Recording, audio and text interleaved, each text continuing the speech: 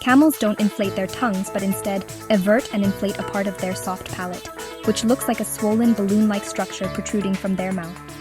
This unique behavior is called Dulaa and is observed in male camels, especially during the mating season. Here's why they do it.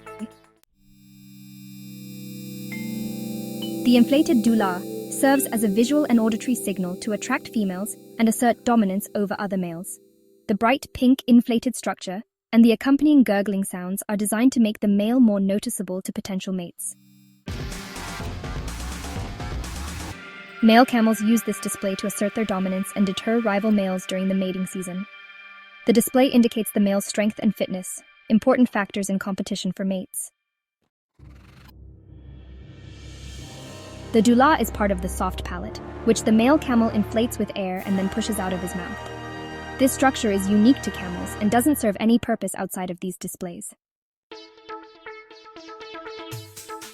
The behavior is most common in dromedary camels or one-humped camels. It's an example of how animals evolve unique mating strategies to maximize reproductive success.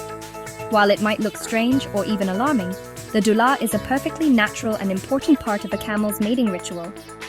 Do like and subscribe for more educational and informative videos.